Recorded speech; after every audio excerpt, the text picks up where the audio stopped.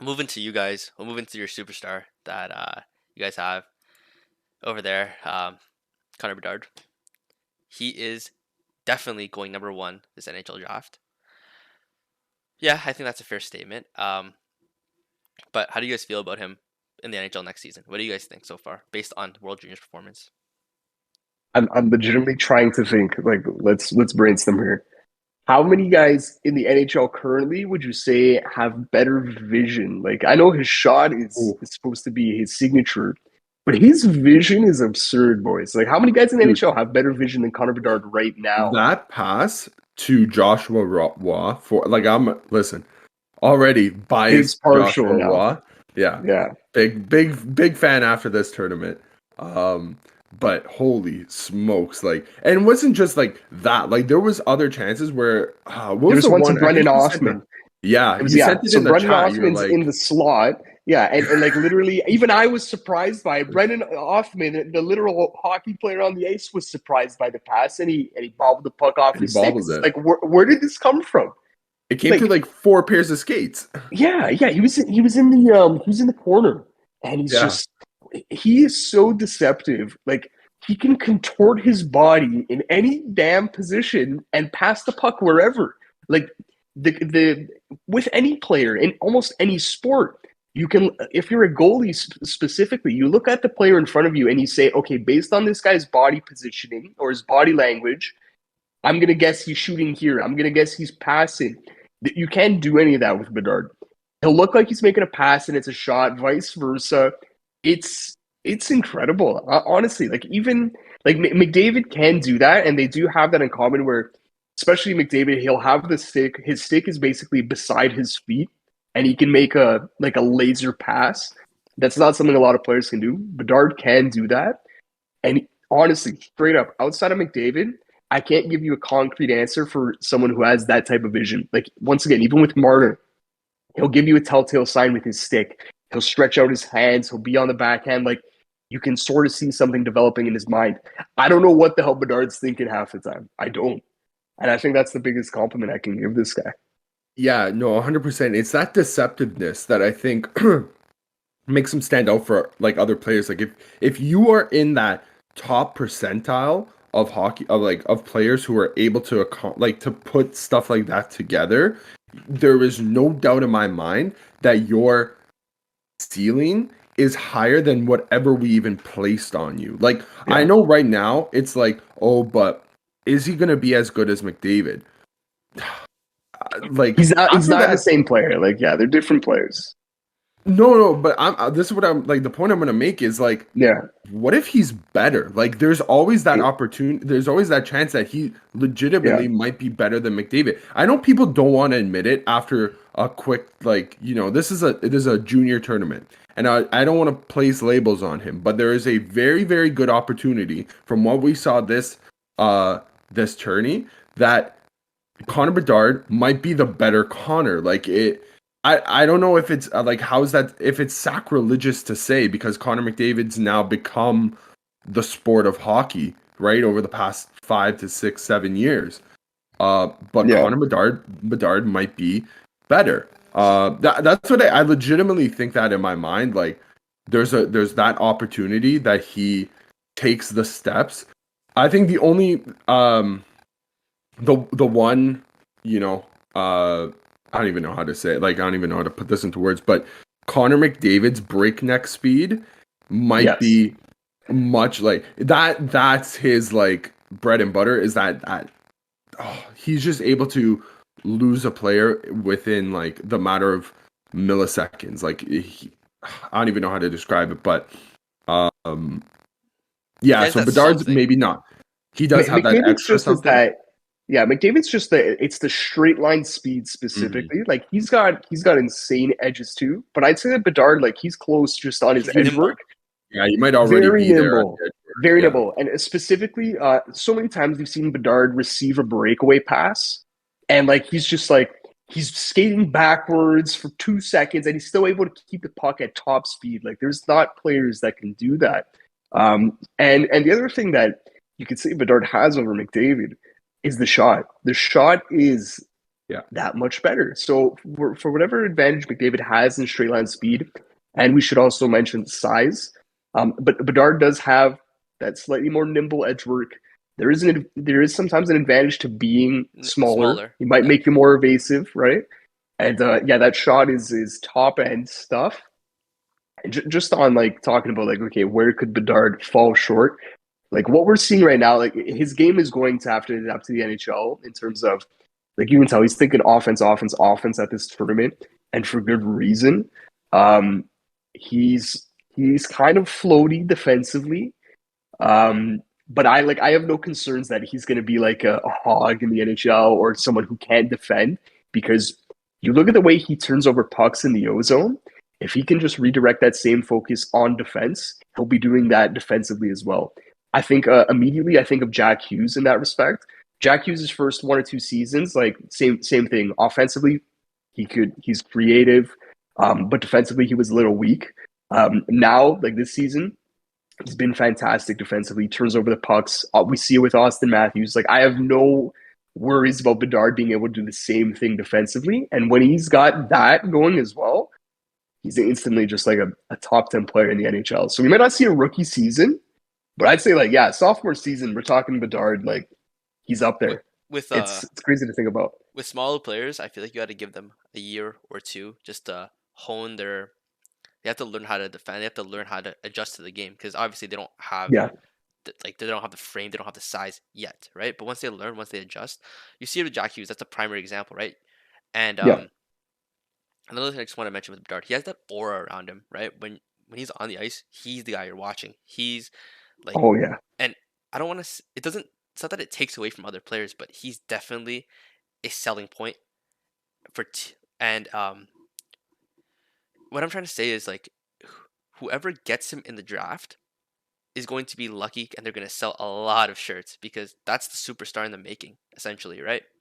And I think it's fair to say, 100%. that he is probably already a generational player before even stepping into the league. I I wouldn't be surprised if he is breaking records, kind of like how McDavid is. To say that he will be better or could be better, will be better, is I think sacrilegious as of right now, because we haven't seen it. But could be better, I think, is even is a possibility, genuinely, just based off what we've seen so far. And it's going to be interesting how his rookie season is in the NHL this season, well, next season, because I think 1,000% he gets on any team, he gets drafted to do this, that, whatever. But no, like, I just don't remember the last time that a rookie's had this much hype, especially at a World Juniors tournament. Like, he's literally bringing in the casual eyes to the World Juniors tournament. And yeah, I guess we'll see. We have I to think see the next last season. time was probably McDavid. That's one Yep. player was able to bring eyes like that to the tournament, because it was leading Yeah. up to that tournament for a year or two before. It was We knew who he this was. is going to be the Connor McDavid show. Was going to be like, set your calendars to this for this tournament. It's going to be a real good show. Where do But you guys yeah, want to see him? like, okay, so Okay. where do I want to see him, or where is he going to go? Because I If do you got actually have an both, do opinion of where both. he's going. Okay, I want to see him in Anaheim, because you put him, Zegras, Troy Terry. Oh my God, these guys are going to be scoring. They're going to be scoring goals, but we don't even know The what they're Michigan called Ducks. They're relocating the team. yet. To Lansing, Michigan. Yeah. Um. That's a Okay, but the possibility. team. Yeah, it is. It is a It's very possibility. realistic. Yeah, like that could But totally happen. the team that he's going to, though, is going to be the Chicago Blackhawks. I'm gonna be mad. And I'm gonna be and you mad. know what? And you know what it is? It's not like, okay, they're awful. Like, they're god awful. They're not at 10. I just checked the standings. They're not even at 10 wins yet, and it's 2023. So fair enough. So there's not as much tinkering or rigging that the NHL could possibly do for this one. That happens. But well, you never know, right? what are you But I'm talking not about, gonna man? say anything. I'm not gonna say anything here. What are you talking about? It's helped out the Leafs a lot in recent years. But what was I gonna say though? But listen, for the NHL, you want a guy like that in a big market, and unfortunately, Anaheim's not that market. Neither is Columbus. Who's down there at the bottom? I know San Jose's around there. I don't even. You know what I mean? The big markets in the NHL, they are Toronto, Montreal, who legitimately might have They're a chance to contenders too. draft first Yep. again. So okay, fair enough. I don't want to see it. That would literally kill me as a Leaf fan. So it's Toronto, Montreal, Boston, Rangers. those original 6 teams, the Rangers. Yeah. LA is a big market because of like everything around LA. Like they're just a big city. Yeah. And Chicago. Like I would probably put Chicago as like the 5 team there, maybe. Yeah. Like so they're top 5 though. They're top 5. 100%. So recent years for Chicago, we don't have to go into like everything, but they've had a rough, I would say 4 or 5 years after they suck. They do suck. They've also had off ice problems that I don't want to get into as well. There's just so many things going wrong for Chicago right now that they need to have a couple of rights, and the NHL should be doing anything in their power to send a player like that to one of their big markets. And I don't think it's not that like we could just sit here and say like, oh, they would never do that, because it's like bullshit.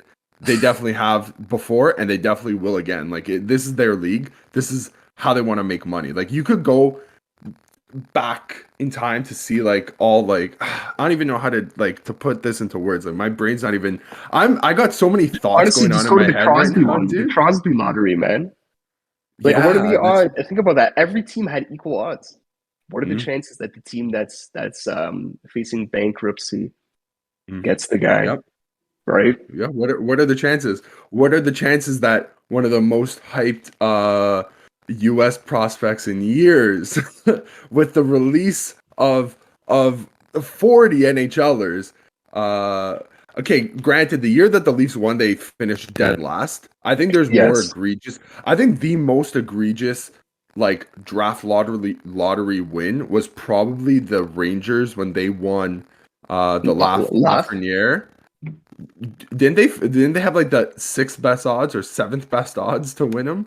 Yeah, that was the draft that I was saying that we were talking about. The Leaf ball was like literally a millimeter off of us getting Laugh. And like not like Laugh would have been like some incredible game breaker for us considering what it's done in New York. But that would have been something. I mean, for me, I always look back at that McDavid draft and the fact that the Leafs had the best odds going into the final lottery ball draw. And you look at that and you think, that's interesting. Maybe they could only rig it to a certain point, and the last ball, it's got to be real, right? They can't rig that one. I don't know. Well, honestly, I still think that one's rigged because of Gretzky, right? You put the potential next Gretzky back in where Gretzky made his name, right? And that the storylines just write themselves.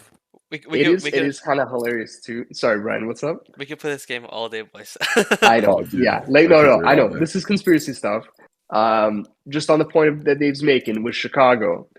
I mean, this is the team with the best dynasty run in the salary cap era, coming off of a first overall pick that led the way in Patrick Kane. So the narratives do write themselves there. If I were to make my pick, I do like the Anaheim idea. Like that's like Zegras Bedard. You cannot go wrong with that. If I had to give my quote unquote big market pick, it wouldn't be Chicago because I'm just not a fan. I don't want them in Chicago. They've had their success.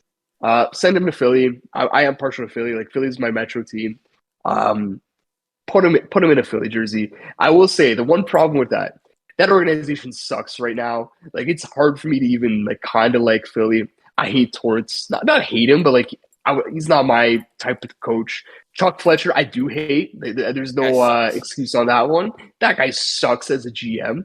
So the caveat there is like I would need the Flyers to bottom out this season.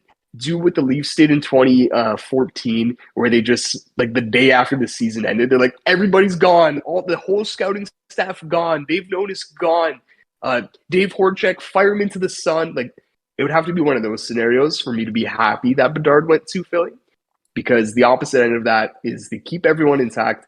Bedard goes there and they absolutely waste him because they don't know what the hell they're doing there. Anyways, that's my big market take. If I'm just going like a realistic team that's in the bottom of the standings that I wouldn't mind to see him on, it's San Jose. And a lot of this, not a lot of this, but jersey nerd here, San Jose's got the good jerseys now. Like, I'm okay with the big guy going to the team with decent jerseys. Anaheim's got these terrible jerseys that I still absolutely hate. They're the team most in need of a rebrand. Until they do that rebrand, I'm like, just rebrand it, please. Yeah, please get rid of the they still have the web duck foot? Yeah, they do have the web duck foot. They've got some of that weird piping going on too. Like, it's not the look. Out of any part of a duck you could put on your jersey, you put their feet? Put their feet. Like, what are we talking about here? They had the logo. Like, it's not like they didn't. Like, they don't have to come up with something new. Just go back to what it was. You could even do a new color scheme if you wanted to. Like, experiment with it. That brown and orange is just it's terrible. Just awful. So listen, like, I'm leaning San Jose because this is a team that I feel like they're in dire need of a superstar. Like, their prospect system it's okay. They got some up and comers. They got like Eklund, the Swedish guy he's got some decent pedigree, but they need the guy there. I kind of like San Jose as my pick. Just if I have to choose like an actual bottom feeder. Brian, what are you looking at me with like disgust? Like, what the hell is wrong with you? So hit us with some logic. It was the Philly that kind of that kind of triggered me a little bit. Not gonna lie, I don't want to see him in the Metro. I don't want to see him in Columbus. Get him away from us. Send him to the West. Send him to the West, and I'm actually gonna round out. My pick was actually the last, like the bottom third Pacific team that you guys. Well, we have the first bottom team, like the last team in the Pacific, Anaheim. Second last team with Christian being San Jose. My pick was the third last team in the division, Vancouver. Send them home. 1. Ooh. Okay. Damn. That's a good story. That's a really good pick. Vancouver's my Pacific team too. So like, hey. Point 2 is Vancouver's been through a lot, and it's time that they have some smiles because they're gonna lose their captain this trade deadline. They also picked wrong between the two guys that they have to choose between JT Miller and Bo Horvat. They locked up one. They're setting away the other. It's gonna happen, right? In the sense that Bo Horvat's getting traded. They're gonna lose their captain this trade deadline.